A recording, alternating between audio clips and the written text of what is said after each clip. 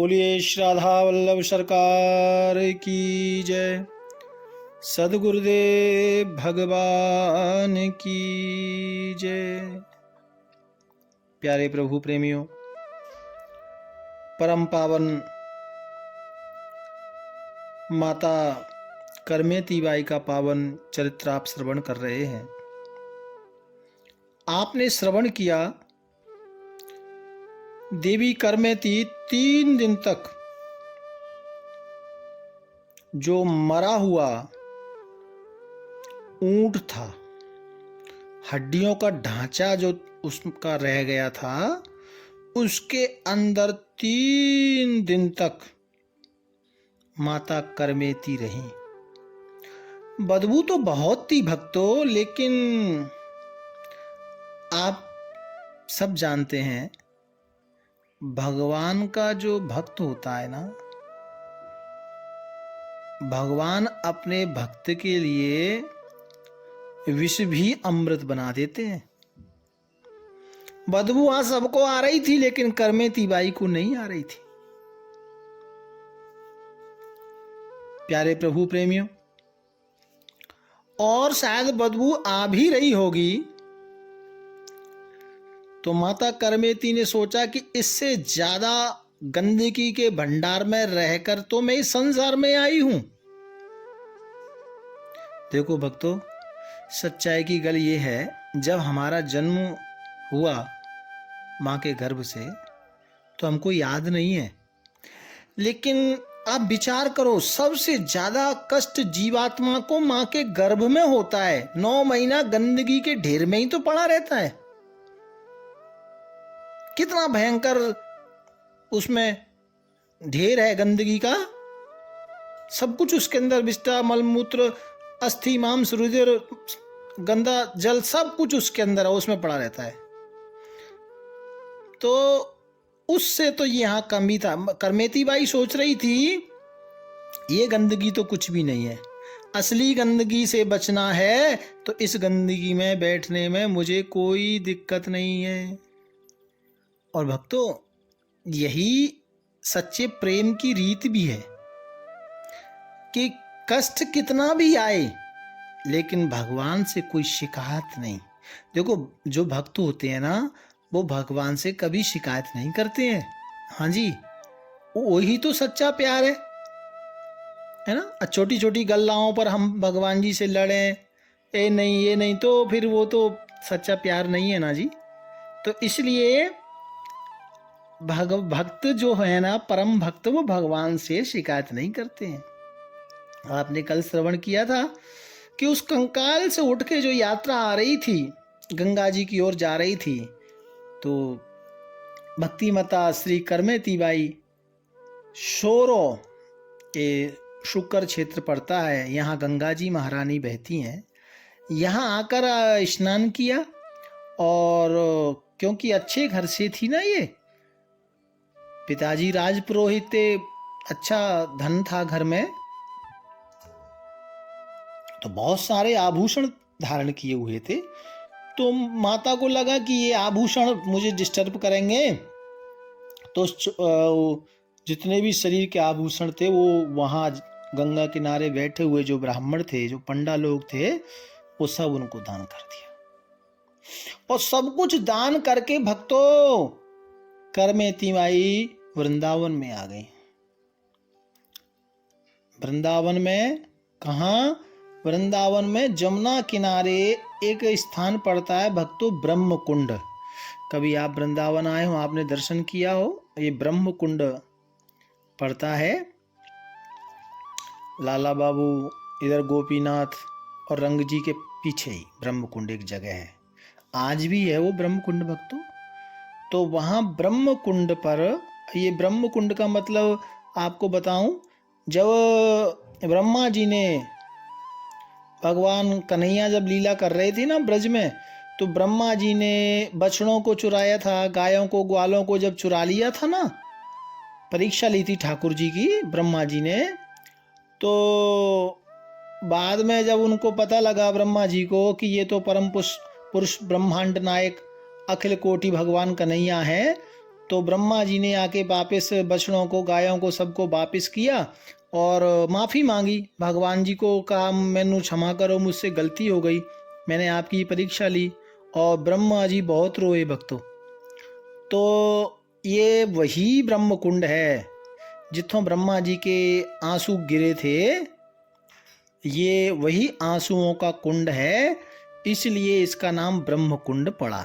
ये आज ही वृंदावन में कुछ दिन तक तो अभी करीबन 10-15 साल पहले थोड़ा जर्जर हो गया था, लेकिन अभी वापस इसका निर्माण ठीक से हो गया है।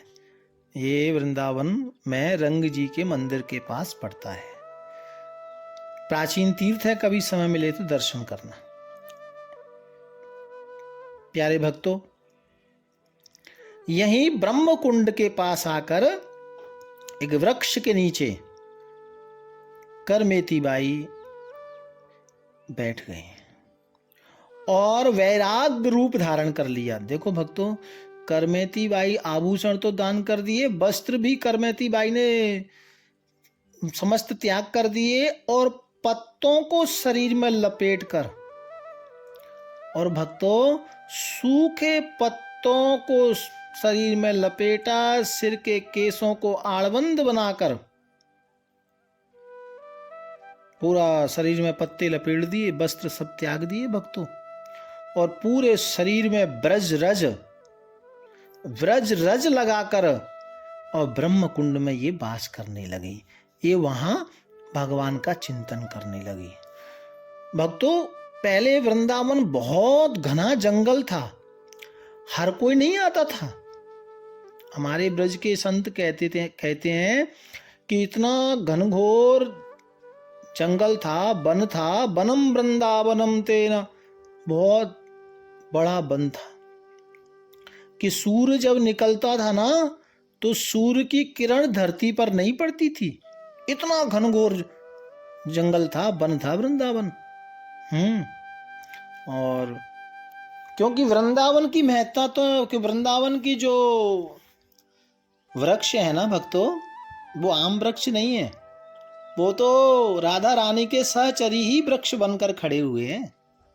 इसीलिए तो हमारे जो परम आचार्य श्री हितहरवंश महाप्रभु हुए, श्री राधा वल्लभ संप्रदाय के जो आचार्य हुए, वो कितने दिनों तक वृंदावन में रहे। सबसे पहले वही वृंदावन में आए थे भक्तों, और श्री राधा वल्लभ लाल को मदन टेकरी पर विराजा मंदिर कोई न बनाया न बनने दिया, क्योंकि वो जानते थे कि वृंदावन की लता पता ही सखी स्वरूप सहचरी हैं। लता भवन सुख शीतल छाहा, श्री हरिवंश रहे नित जहाँ। मतलब कोई भी आश्रम, कोई निर्माण स्वामी जी ने नहीं कराया था और ना आगे होने दिया था। तो वृंदावन के तो वृक्ष, इसलिए तो कहा है वृंदावन के वृक्ष को मरम न जाने कोई। तो पहले तो बहुत घनघोर जंगल था भक्त वृंदावन। वो घनघोर जंगल में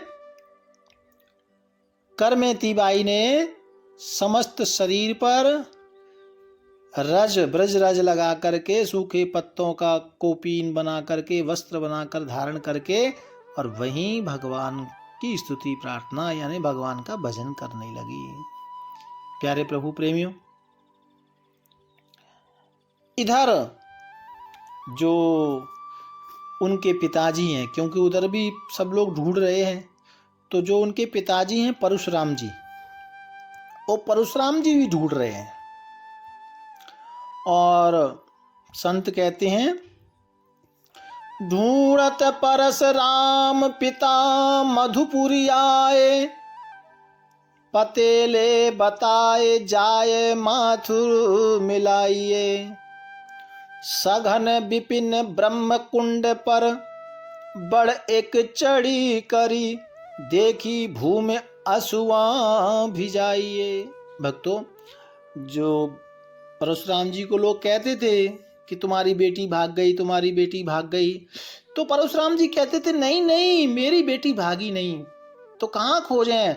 बोले मेरी बेटी जरूर वृंदावन गई होगी, ऐसा उनको विश्वास था।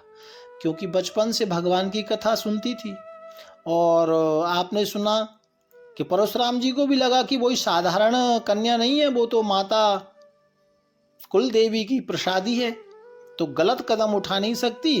तो उनको लग रहा था, वो किसी को भी बोलते जरूर मेरी बेटी कहीं नहीं गई, ऐसा उनको विश्वास था कि मेरी बेटी यदि कहीं जा सकती है तो केवल और केवल वृंदावन ही जा सकती है, ऐसा उनके पिता का अटल विश्वास था भक्तों। वो भी ढूंढते ढूंढते ढूंढते ढूंढते पीछे से मथुरा आ गए, क्योंकि वृंदावन में तो पहले हर कोई आता नहीं था, बहुत घना जंगल था भक्तों। तो मथुरा तक रास्ता था।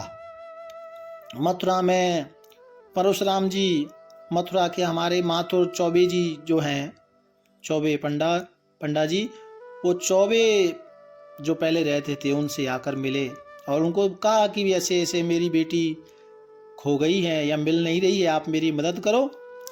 तो वो चौबे जियों को, जो मथुरा के चौबे थे, उनको साथ लेकर वृंदावन की ओर आए और ढूंढ रहे हैं।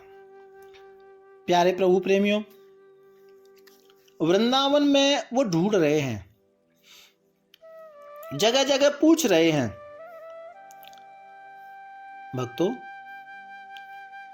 तभी एक मालिन को पूछा कि तुमने इस तरह से 15-16 वर्ष की कन्या को देखा है?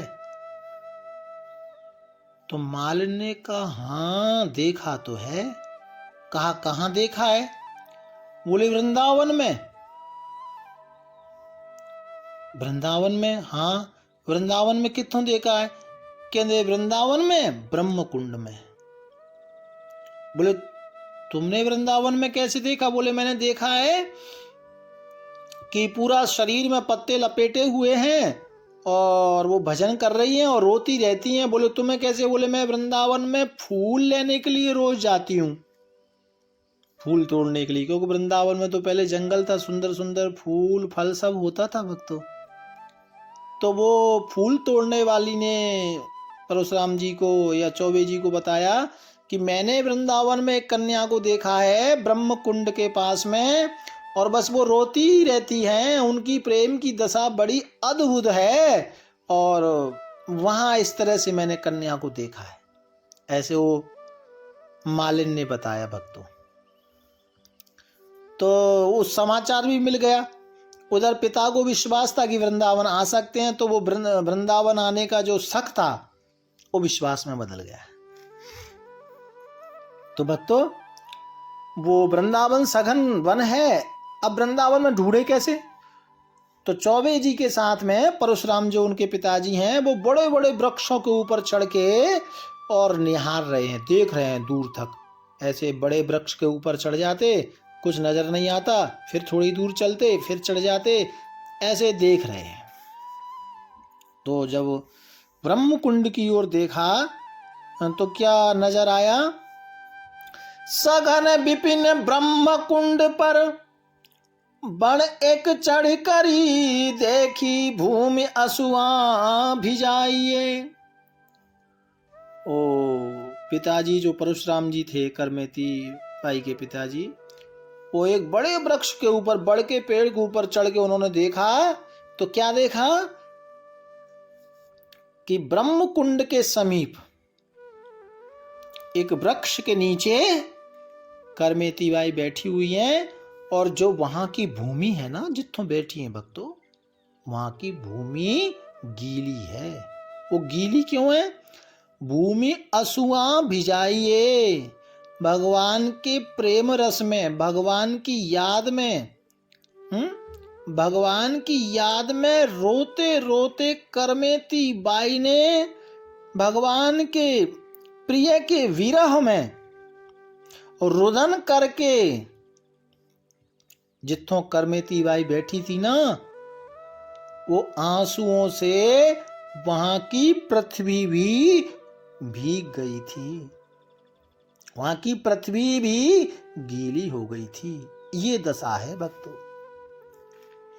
जब देखा तो दौड़े, और दौड़ करके परशुराम जी ब्रह्म कुंड के सरोवर आए और आते जैसे ही अपनी बेटी करमेती बाई को देखा, दौड़ पड़े और जाकर धड़ाम से चरणों में गिर पड़े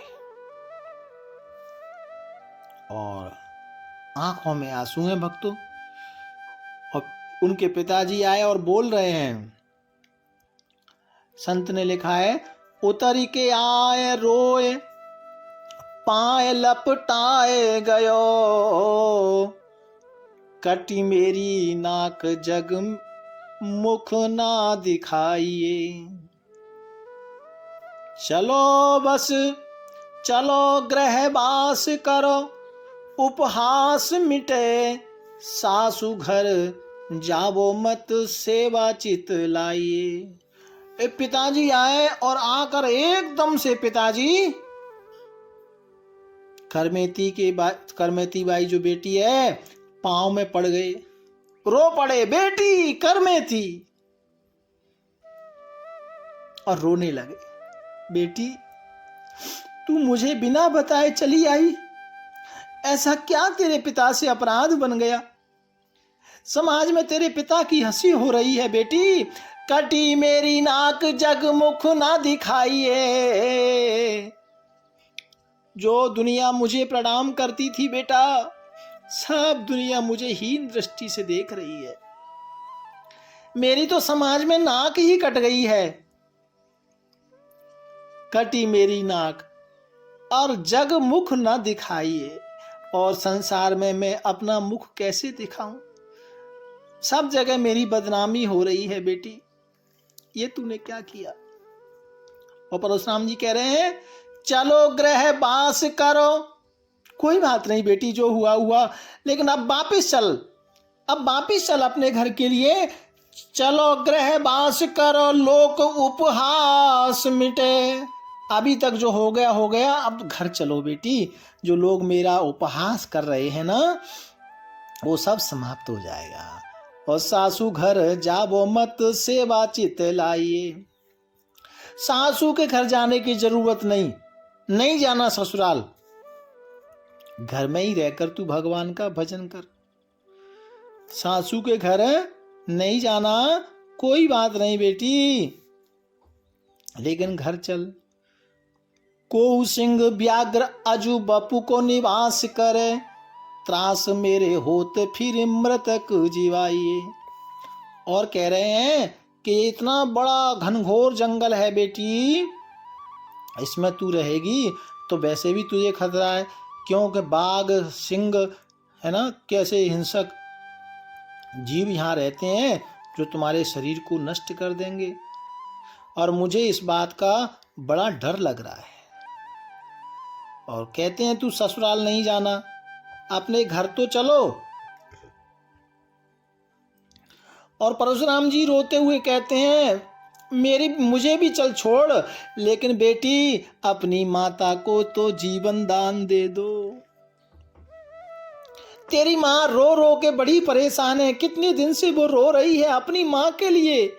अपनी माँ को तो कम से कम जीवन दान दे दे।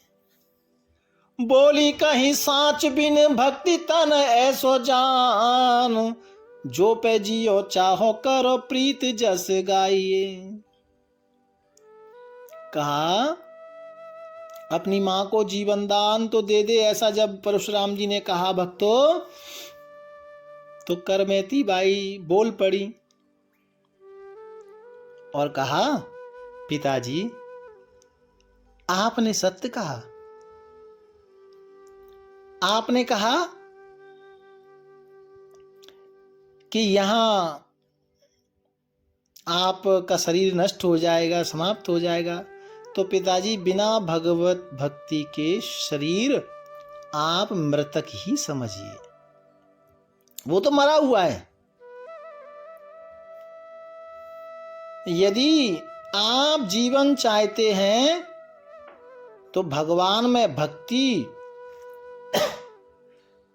उनकी कीर्ति का गान कीजिए, क्योंकि जिन हरि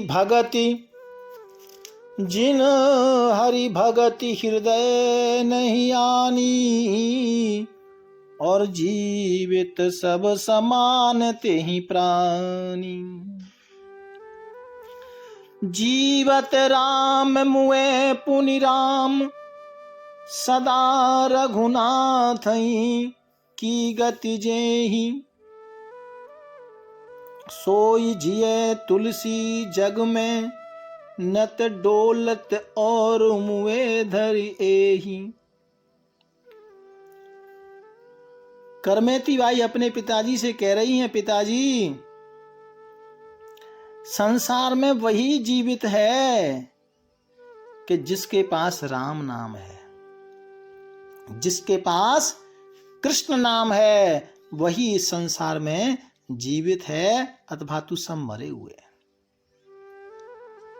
और करमेती बाई कह रही हैं कि आपने कहा कि मेरी तो नाक कट गई, तुम्हारे आने से मेरी प्रतिष्ठा समाज में घट गई। तो करमेती बाई कहती हैं कि जब आपके पास नाक है ही नहीं तो कटी कहां से। भक्तों, बहुत बड़ी बात करमेती बाई बोल रही हैं, बहुत ज्ञान की बात है, भाव से सुनना है। करमेती बाई ने कहा, कही तुम कटी नाक, कटे जो पे हो ये कहूं, नाक एक भक्ति नाक लोक में न पाइए। इसका मतलब यह है भक्तों, करमेती बाई कहती हैं कि आप कहते हैं कि मेरी नाक कट गई, तो नाक का मतलब क्या है? नाक का मतलब है भक्ति, है ना। नाक का मतलब क्या है? भक्ति। तो कहते हैं जब ਤੁਹਾਡੇ पास भक्ति ही नहीं है तो चली कहां से गई, है ना। नाक कट कैसे गई जब नाक है ही नहीं, क्योंकि असली नाक क्या है? बोले भगवान की भक्ति। नाम एक भक्ति नाक लोक में ना पाइए। आप प्रतिष्ठा के लिए रो रहे हैं, जगत की पूछ के लिए रो रहे हैं, नाक कट जाने के लिए रो रहे हैं, लेकिन नाक तो है ही नहीं, क्योंकि असली नाक तो भगवान की भक्ति है, वो तो तुम्हारे पास है ही नहीं। और क्या कहती हैं, बड़ा सुंदर बोला, बरस 50 लगी विषय ही में बास कियो, तऊ न उदास भये चबे को चबाइए। करमेती बाई कहती हैं, पिताजी कमाल है, 50 वर्ष बीत आपकी उम्र हो गई है और विषय वासना में आप निरंतर आप खोए जा रहे हैं, निरंतर आप बार बार उसी विष को पान करते जा रहे हैं। जरा विचार करो, 50 वर्षों से आप विषयों में आसक्त हैं, फिर भी आपको उनसे वैराग्य नहीं हुआ। और पिताजी चबे हुए को आप बार बार चबा रहे हैं, बार बार आप उसको चबा रहे हैं। मतलब जैसे आपने कोई भोजन चबा लिया और उसको फिर बार बार चबाओ, तो ये तो बात अच्छी लगती नहीं ना।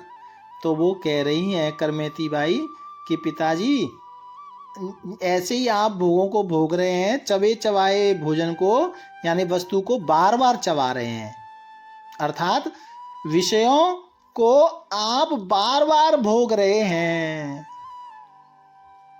मैंने सब भोगों को देखते हुए ही और आपको ये बात कह रही हूं, अर्थात भोगते हुए भी आप सब कुछ आपने भोग लिया, फिर भी आपको तृप्ति नहीं मिली है। देखे सब भोग में न देखे एक श्याम, ताते तजी काम तन सेवा में लगाइए। आप निरंतर भोगों को भोग रहे हैं, लेकिन आप ठाकुर जी को याद करना तो भूल ही गए, संसार के रागों में फंसे हैं। और रात ज्यों प्रात होत ऐसे तम जात भयो, दयो ले स्वरूप प्रभु गयो ही आइए। करमेती बाई कितना बढ़िया कह रही है, पिताजी आपको सब कुछ ईश्वर ने दिया, बड़ा सुंदर उपदेश पिताजी परशुराम जी को कह रही हैं कि आप अज्ञानता में, भोगों में विलास करते करते सब भूल गए हैं, चबे चबाई वस्तु को बार बार चबा रहे हैं। और पिताजी, जैसे प्रातः काल होते ही अंधकार दूर हो जाता है ना,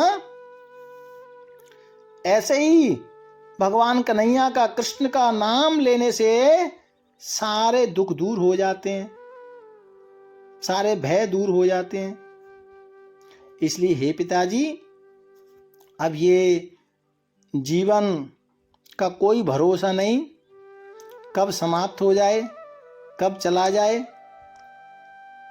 और इसलिए आपने संसार का बड़ा सुख भोगा है, अब सब छड्डो और भगवान की शरण में जाओ, भगवान का भजन करो, श्री श्याम सुंदर का भजन करो पिताजी। यही असली नाक है, इसको बचा लो। इतना सुंदर उपदेश माता करमेती अपने पिताजी को दे रही हैं। भक्तों, प्यार से बोलो राधे राधे। आगे और क्या कहती हैं वो हम कल चर्चा करेंगे। भाव प्यार से राधे राधे राधे राधे।